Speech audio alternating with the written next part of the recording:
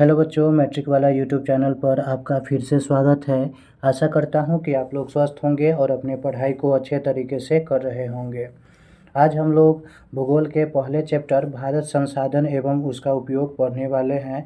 तो चलिए वीडियो को शुरू करते हैं। वीडियो को शुरू करने से पहले आपसे एक छोटा सा प्यारा सा रिक्वेस्ट है कि ये सभी वीडियो को अपने लाइक कर दें और सभी दोस्तों को भी शेयर कर दें। साथ ही स्कूल और ट्यूशन के दोस्तों को भी इस चैनल के बारे में आप ज़रूर बताइए ताकि उन्हें भी इस वीडियो का लाभ मिल सके। तो चलते हैं अपने प्रश्न की ओर। हमारा पहला प्रश्न है, संसाधन किसे कहते हैं? क्या है हमारा पहला प्रश्न? संसाधन किसे कहते हैं? तो पर्यावरण में पाई जाने वाली प्रत्येक वस्तुएं जो हमारी आवश्यकताओं को क्या करता है? पूरा करता है, उसे ही हम क्या कहते हैं? संसाधन कहते हैं। यानी कि जो भी वस्तुएं हमारे ज़रूरत को पूरा करती है, जैसे हमारा कलम हो गया, लिखने वाला जो भी काम है उसे हम क्या करते हैं? कलम से करते हैं। किताब हो गया, पढ़ने का काम हमारा किससे करते हैं? किताब से करते हैं। तो ये सारी वस्तुएं जो हमारी ज़रूरत को पूरा करता है। जैसे सोने के लिए हम क्या करते हैं? चादर का प्रयोग करते हैं, जाजिम का प्रयोग करते हैं। तो ये सभी वस्तुएं हमारा क्या है? संसाधन है। चलने के लिए हम क्या करते हैं? साइकिल का प्रयोग करते हैं, मोटरसाइकिल का प्रयोग करते हैं। तो ये सभी की सभी वस्तुएं क्या है? हमारी संसाधन है। यानी कि जो भी वस्तुएं हमारी ज़रूरत को, हमारी आवश्यकताओं को पूरा कर देता है, वे सभी वस्तुएं क्या कहलाती है? संसाधन कहलाती है।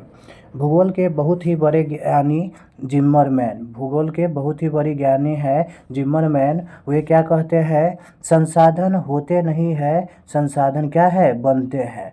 तो इसका मतलब हुआ कि संसाधन तो ऐसे बहुत सारा है, तो संसाधन ऐसे बहुत सारा है, लेकिन वो संसाधन तभी कहलाएंगे जब हम उसको क्या करेंगे? उपयोग करेंगे। जैसे जिस समय मनुष्य घुमंतु था, यानी कि आदिवासी था, घूम घूम कर अपना भोजन करता था, तो उस समय भी तो कोयला था ज़मीन के अंदर, लेकिन हम लोग उसका क्या करते थे? उपयोग नहीं करते थे।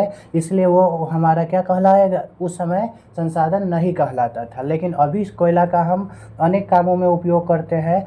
यानी कि जब तक बेकार पड़ा है, उसका कोई उपयोग नहीं है, तो वो हमारा संसाधन नहीं होगा। लेकिन जैसा ही वो कोई वस्तु हमारे उपयोग में आ जाती है, तो वो क्या कहलाने लगती है? संसाधन कहलाने लगती है। तो चलते हैं अगला पॉइंट की ओर। हमारा दूसरा नंबर पॉइंट है कि संसाधन के कितने प्रकार होते हैं? संसाधन के कितने प्रकार होते हैं, अथवा संसाधन का वर्गीकरण करें। तो संसाधन निम्नलिखित प्रकार के होते हैं। संसाधनों को कई आधार पर बांटा गया है। पहला है हमारा उत्पत्ति के आधार पर। तो उत्पत्ति के आधार पर हमारा संसाधन कितने प्रकार के होते हैं? 2 प्रकार के होते हैं। उत्पत्ति के आधार पर हमारा संसाधन कितने प्रकार के होते हैं? 2 प्रकार के, जैव संसाधन और अजैव संसाधन। इसके बारे में आगे आपको विस्तार से समझाया जाएगा। अगला है उपयोग के आधार पर। तो उपयोग के आधार पर भी संसाधन कितने प्रकार के होते हैं? 2 प्रकार के होते हैं। एक है नवीकरणीय संसाधन और दूसरा है अनवीकरणीय संसाधन।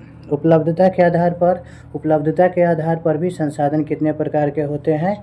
2 प्रकार के। एक है हमारा प्राकृतिक प्रदत्त संसाधन और दूसरा है मानवकृत संसाधन। इन सभी के बारे में आगे आपको विस्तार से समझाया जाएगा। स्वामित्व के आधार पर हमारा संसाधन कितने प्रकार के होते हैं? 4 प्रकार के होते हैं। व्यक्तिगत संसाधन, सामुदायिक संसाधन, राष्ट्रीय संसाधन और अंतर्राष्ट्रीय संसाधन। विकास के स्तर के आधार पर संसाधन कितने प्रकार के होते हैं? तो 4 प्रकार के होते हैं। संभावी संसाधन, संभाव्य संसाधन, और दूसरा है हमारा विकसित संसाधन, भंडार संसाधन और संचित कोश संसाधन। अब है हमारा जैव संसाधन, जिसको हमने किसके आधार पर बांटा था? जैव संसाधन को उत्पत्ति के आधार पर बांटा था। तो जैव संसाधन के बारे में आप जानेंगे। तो जैव संसाधन क्या होता है? वैसा संसाधन जो जैव मंडल से प्राप्त होता है, वैसा संसाधन जो जैव मंडल से प्राप्त होता है, तथा जिस संसाधन में सजीव के सभी लक्षण मौजूद होते हैं, उसे हम क्या कहते हैं? जैव संसाधन कहते हैं। आप इसको आम भाषा में ऐसे भी लिख सकते हैं, जिस संसाधन में सजीव के लक्षण पाए जाते हैं, जिस संसाधन में सभी जीव के लक्षण पाए जाते हैं, उसे हम जैव संसाधन कहते हैं। जैसा कि हमारा है मनुष्य, जैव संसाधन है। पेड़ पौधे, ये भी हमारा क्या है? जैव संसाधन है। इन सभी में हमारा क्या है? इन सभी में हमारा क्या है? सजीव के लक्षण पाए जाते हैं, इसलिए ये सभी के सभी हमारे क्या है, जैव संसाधन है। अगला पॉइंट है हमारा अजैव संसाधन। तो अजैव संसाधन किसे कहते हैं, जस्ट जैव का उल्टा।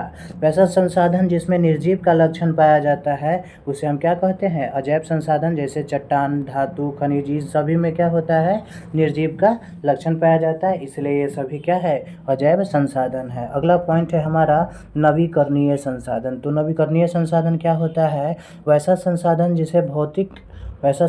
जिसे भौतिक या रासायनिक प्रक्रिया भौतिक, रासायनिक या यांत्रिक प्रक्रिया द्वारा फिर से प्राप्त किया जा सके, नवीकरणीय संसाधन कहलाते हैं। यानी कि जिस संसाधन का दोबारा हम लोग उपयोग कर लेते हैं उसे हम क्या कहते हैं, नवीकरणीय। जैसे सौर ऊर्जा मतलब सूरज। तो आज सूरज डूब गया तो क्या कल नहीं उगेगा, यानी कि सूरज का हम लोग रोज प्रयोग करते हैं। पवन ऊर्जा, जल ऊर्जा, इन सभी का क्या होता है, हम दोबारा उपयोग करते हैं, इसलिए ये सभी के सभी क्या है, नवीकरणीय संसाधन है। अगला पॉइंट है हमारा अनवीकरणीय संसाधन।